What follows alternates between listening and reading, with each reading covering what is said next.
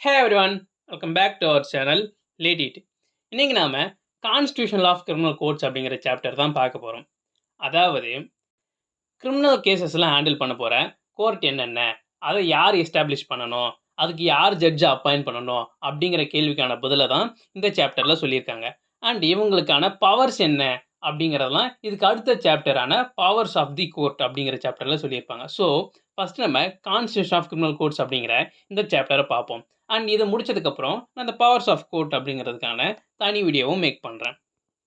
உங்களுக்கு இப்போ புதுசாக வந்திருக்க இந்த புதிய பிஎன்எஸ்எஸ் அப்படிங்கிற இந்த ஆக்ட் பற்றின நிறைய எஜுகேஷனல் கண்டென்ட்ஸ் வேணும் அப்படின்னா நம்ம சேனல் எட்டிட்ட சப்ஸ்கிரைப் பண்ணிக்கோங்க. இப்போ டைரெக்டாக வீடியோக்குள்ளே போயிடலாம். ஒரு அஃபென்ஸை பண்ண கிரிமினலுக்கு இங்கே பனிஷ்மெண்ட்டை கொடுக்கணும்னா அதுக்கு முக்கியமான ஒரு விஷயம் தேவை. அதுதான் அதுக்கான சிஸ்டம். அந்த சிஸ்டமில் முதல்ல நம்ம தெரிஞ்சுக்க வேண்டியது தான் கோர்ட் அப்படிங்கிறது. இப்போது ஒரு அஃபென்ஸை ஒருத்தர் பண்ணுறாருனா அவருக்கு பனிஷ்மெண்ட்டை கொடுக்க போகிறது கோர்ட்டு தான். ஸோ என்னென்ன கோர்ட்டஸ் வேணும் அப்படிங்கிறத இந்த பிஎன்எஸ்எஸ் ஆக்டில் வந்து செக்ஷன் 6ல் சொல்லியிருக்காங்க. இதுபடி court of sessions, judicial magistrate of first class, judicial magistrate of second class and executive magistrates இவங்க தான் வந்து இந்த கிரிமினல் அஃபென்சஸ் எல்லாம் ட்ரை பண்ண போகிற அஃபீஷியல்ஸ் இல்லை கோர்ட் அப்படின்னு சொல்லிட்டு இந்த செக்ஷன் 6 சொல்லுது. இதில் நீங்கள் பார்த்தீங்கன்னா தெரியும், இதில் ஒரு கோர்ட் வந்து மிஸ் ஆகும். அதுதான் சீஃப் ஜுடிஷியல் மேஜிஸ்ட்ரேட். அவரை பற்றி இந்த செக்ஷன் 6ல் சொல்ல மாட்டாங்க. பட் இந்த சப்சீக்வெண்ட் செக்ஷன்ஸில் அவரை பற்றின நம்ம படிப்போம். ஸோ நீங்கள் ஞாபகம் வச்சுக்க வேண்டியது சிஜேஎம் அப்படிங்கிற ஒரு செக்ஷன் 6ல் எங்கேயும் வரமாட்டார். சரி, ஓகே, இந்த கோர்ட்லாம் இருக்குது அப்படின்னு நமக்கு தெரிஞ்சிச்சு. அந்த கோர்ட்டோட ஜூரிஸ்டிக்ஷன் என்னன்னு நமக்கு தெரியும்ல. யூஸ்வலாக கோர்ட்டோட ஜூரிஸ்டிக்ஷன் எதை வச்சு டிசைட் பண்ணுவாங்க? எஸ், நீங்கள் நினச்சது கரெக்டு தான். ஒரு கோர்ட்டோட ஜூரிஸ்டிக்ஷன் அப்படிங்கிறது எப்பவுமே டெரிட்டரியை பேஸ் பண்ணி தான் இருக்கும். அதாவது நிலப்பரப்பை பேஸ் பண்ணி தான். அப்படின்னா அந்த டெரிட்டரிஸை எப்படிலாம் பிரிக்கணும் அப்படின்றது தெரியணும்ல.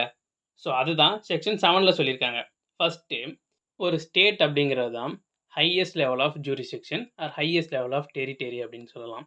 ஸோ அந்த ஸ்டேட் அப்படிங்கிறத நார்மலாக நம்ம ரெவன்யூவில் எப்படி பிரிப்போம்? டிஸ்ட்ரிக்ட் அண்ட் தாலுக்குன்னு பிரிப்போம்ல. ஸோ இதே பேசிஸில் தான் இந்த ஸ்டேட் அப்படிங்கிறத செஷன்ஸ் டிவிஷன் அப்படின்னு பிரிப்பாங்க. அண்ட் அந்த செஷன்ஸ் டிவிஷன்ஸ் இருக்குல்ல, அதை இன்னும் சப்டிவைட் பண்ணி சப்டிவிஷன்ஸ் அப்படின்னு பிரிப்பாங்க. ஒரு ஸ்டேட்டில் எத்தனை டிவிஷன் இருக்கணும், எத்தனை சப்டிவிஷன் இருக்கணும் அப்படிங்கிறதெல்லாம் ஸ்டேட் கவர்மெண்ட் தான் முடிவு பண்ணுவாங்க. But in consultation with high court, அதாவது ஹைகோர்ட் கிட்ட கேட்டு இதை பண்ணலாமா வேணாமா அப்படிங்கிறத தெரிஞ்சதுக்கப்புறம் ஸ்டேட் கவர்மெண்ட் வந்து அதை டிசைட் பண்ணுவாங்க. இப்போ நமக்கு என்னென்ன கோர்ட் இருக்குது அப்படின்னு தெரிஞ்சிடுச்சு. அண்டு அதுக்கான டெரிட்டரிஸை எப்படி பிரிப்பாங்கன்னு தெரிஞ்சிடுச்சு. அப்போ நெக்ஸ்ட் நம்ம என்ன தெரிஞ்சுக்கணும்? இந்த கோர்ட்டை யார் எஸ்டாப்ளிஷ் பண்ணுவா, அவங்களுக்கு யார் ஜட்ஜஸ் அப்பாயிண்ட் பண்ணுவா அப்படிங்கிற இந்த கேள்விக்கான பதில் தான் நம்ம தெரிஞ்சுக்கணும். ஸோ இது எல்லாத்தையும் ரொம்ப தெளிவாக செக்ஷன் 8லேருந்து எக்ஸ்பிளைன் பண்ணியிருக்காங்க. செக்ஷன் 8 அப்படிங்கிறது கோர்ட் ஆஃப் செஷன்ஸ் அப்படிங்கிறத பற்றி சொல்லுது. கோர்ட் ஆஃப் செஷன்ஸ்னால் என்ன? கிரிமினல் லெவலில் டிஸ்ட்ரிக்ட் லெவல் கோர்ட்டுக்கு பேர் தான் கோர்ட் ஆஃப் செஷன்ஸ் அப்படின்னு நம்ம சொல்லுவோம். இவங்க தான் அந்த செஷன்ஸ் லெவல் ஃபுல்லாக வந்து இருக்க கேஸஸை ஹேண்டில் பண்ணுவாங்க. இந்த செஷன்ஸ் கோர்ட் அப்படிங்கிறத ஸ்டேட் கவர்மெண்ட் தான் எஸ்டாப்ளிஷ் பண்ணுவாங்க.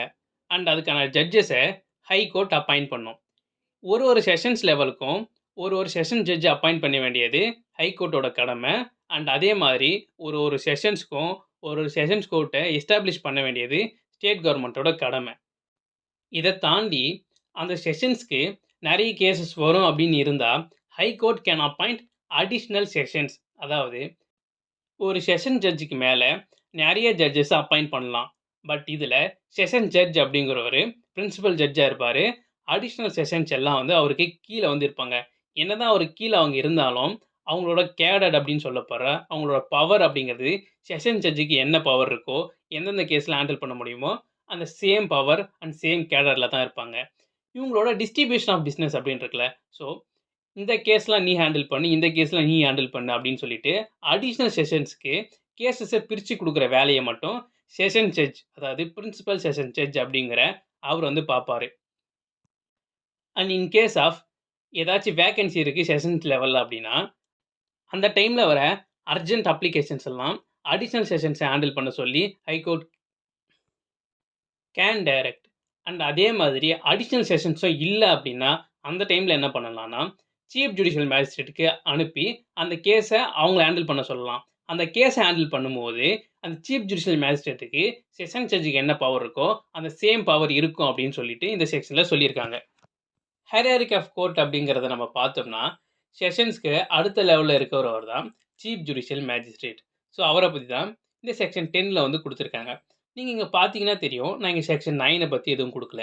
ஏன்னா, செக்ஷன் 9 அப்படிங்கிறது ஜுடிஷியல் மேஜிஸ்ட்ரேட்ட பத்தி சொல்லும். So judicial magistrate and executive magistrate இவங்கள கம்பேர் பண்ணி நான் கம்பேரிட்டிவ் டேபிளா தான் போட்டிருக்கேன். ஸோ தட் உங்களுக்கு ஈஸியா அண்டர்ஸ்டாண்டபிளா இருக்கும்னு. ஹைகோர்ட் நெனச்சாங்கன்னா, ஃபர்ஸ்ட் கிளாஸ் ஜுடிஷியல் மேஜிஸ்ட்ரேட்லேருந்து ஒருத்தர செலக்ட் பண்ணி, சீஃப் ஜுடிஷியல் மேஜிஸ்ட்ரேட்டா அப்பாயிண்ட் பண்ணலாம். அந்த சீஃப் ஜுடிஷியல் மேஜிஸ்ட்ரேட் அப்படிங்கிறவரு, அவரோட டிஸ்ட்ரிக்ட்ல இருக்க எல்லா மேஜிஸ்ட்ரேட்டையும் சூப்பர்வைஸ் பண்ற பவர் கொண்டவரா இருப்பாரு. இவருக்கு கீழ சப் டிவிஷனல் மேஜிஸ்ட்ரேட் அப்படிங்கிறவர அப்பாயிண்ட் பண்ணணும்னு நெனச்சா ஹைகோர்ட் கேன் அப்பாயிண்ட்.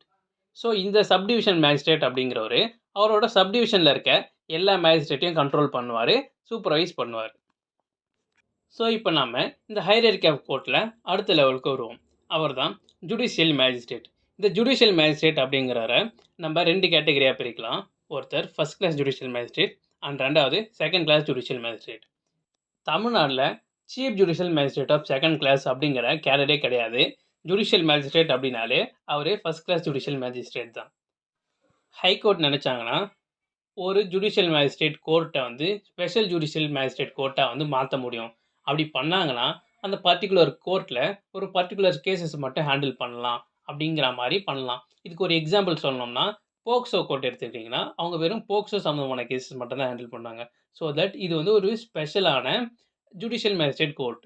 ஸோ இதுதான் வந்து இந்த ஸ்பெஷல் ஜுடிஷியல் மேஜிஸ்ட்ரேட் கோர்ட்டுக்கான ஒரு சிம்பிள் எக்ஸாம்பிள். அண்ட் இதை தாண்டி ஹைகோர்ட் நினைச்சா ஒரு சிவில் ஜட்ஜுக்கு ஜுடிஷியல் மேஜிஸ்ட்ரேட்டோட பவர் வந்து கொடுக்க முடியும். இதையும் வந்து செக்ஷன் 9ல தான் சொல்லியிருக்காங்க. எப்படி ஒரு ஜுடிஷியல் மேஜிஸ்ட்ரேட்டை பற்றி செக்ஷன் 9ல சொல்லியிருக்காங்களோ, இதுலேருந்து 5வது செக்ஷனான செக்ஷன் 14ல எக்ஸிக்யூட்டிவ் மேஜிஸ்ட்ரேட்டை வந்து எப்படி அப்பாயிண்ட் பண்ணணும் அப்படிங்கிறத பற்றி சொல்லியிருக்காங்க. ஸோ தட் ஹைகோர்ட் நினைச்சா எவ்வளோ எக்ஸிக்யூட்டிவ் மேஜிஸ்ட்ரேட்டை வேணால் ஒரு ஸ்டேட்டில் அப்பாயிண்ட் பண்ணலாம். அண்ட் அதிலிருந்து ஒருத்தரை செலக்ட் பண்ணி அவரை டிஸ்ட்ரிக்ட் மேஜிஸ்ட்ரேட்டை அப்பாயிண்ட் பண்ணலாம். டிஸ்ட்ரிக்ட் மேஜிஸ்ட்ரேட் அப்படிங்கிறவர் தான் அந்த டிஸ்ட்ரிக்ட்க்கு ஹெட்டான எக்ஸிக்யூட்டிவ் மேஜிஸ்ட்ரேட். நார்மலாக கலெக்டர் அப்படிங்கிறவர் தான் ஒரு டிஸ்ட்ரிக்டோட டிஸ்ட்ரிக்ட் மேஜிஸ்ட்ரேட். அண்ட் அவருக்கு கீழே சப்டிவிஷன் மேஜிஸ்ட்ரேட் வேணும்னா அவங்களே அப்பாயிண்ட் பண்ணுறதுக்கான பவரை வந்து இந்த செக்ஷன் 14ல கொடுத்துருக்காங்க. ஓகே, ஜுடிஷியல் மேஜிஸ்ட்ரேட்னா யாரும் தெரிஞ்சிச்சு, எக்ஸிக்யூட்டிவ் மேஜிஸ்ட்ரேட்னா யாரும் தெரிஞ்சிச்சு. ஸோ நெக்ஸ்ட் நம்ம தெரிஞ்சுக்க வேண்டியது special judicial magistrate and special executive magistrate. இந்த இடத்துல நீங்கள் நல்லா கவனிச்சிருந்தீங்கன்னா ஒரு டவுட் வந்திருக்கணும். என்னன்னா, நான் இதுக்கு முன்னாடியே ஜுடிஷியல் மேஜிஸ்ட்ரேட்டை பற்றி சொல்லும் போது ஸ்பெஷல் ஜுடிஷியல் மேஜிஸ்ட்ரேட் கோர்ட்னு ஒன்று சொல்லியிருப்பேன். இந்த இடத்துல வந்து தனியாக ஸ்பெஷல் ஜுடிஷியல் மேஜிஸ்ட்ரேட்னு ஒருத்தரை பற்றி சொல்கிறேன். அப்போனா 2 பேருக்கு என்ன டிஃப்ரென்ஸ் அப்படின்னு இருக்குல்ல, அது வந்து ஸ்பெஷல் ஜுடிஷியல் மேஜிஸ்ட்ரேட் கோர்ட், இது வந்து ஒரு ஸ்பெஷல் ஜுடிஷியல் மேஜிஸ்ட்ரேட். ஸோ இது 2த்துக்கும் டிஃப்ரென்ஸ் இருக்குது. அது வந்து ஒரு கோர்ட்டே எஸ்டாப்ளிஷ் பண்ணுவாங்க. அப்படின்னா என்னென்னா, அந்த இடத்துல ஜட்ஜஸ் மாறிட்டே இருந்தாலும் அப்படி ஒரு கோர்ட் இருந்துக்கிட்டே இருக்கும். பட் இந்த இடத்துல இந்த ஜுடிஷியல் மேஜிஸ்ட்ரேட்டே ஸ்பெஷலான ஒரு ஆள். ஸோ இவர் மாறிட்டார்னா இவர் இடத்துக்கு இன்னொருத்தர் வரமாட்டாங்க. அப்படி வந்தாலும் அவரை ஸ்பெஷலாக வந்து அப்பாயிண்ட் பண்ணுற மாதிரி இருக்கும். சக்சஸர் மாதிரி வந்து டைரக்டாலாம் வரமாட்டாங்க. ரொம்ப சிம்பிளுங்க. சென்ட்ரல் கவர்மெண்ட்டோ ஸ்டேட் கவர்மெண்ட்டோ அவங்களோட ஏதோ ஒரு அஃபீஷியலை வந்து சொல்கிறாங்க, இந்த ஆஃபீஸரை வந்து நீங்கள் ஸ்பெஷல் ஜுடிஷியல் மேஜிஸ்ட்ரேட்டை அப்பாயிண்ட் பண்ணுங்க அப்படின்னு சொல்லிட்டு ஹைகோர்ட்டை கேட்குறாங்கன்னா, high court can appoint that person as a special judicial magistrate.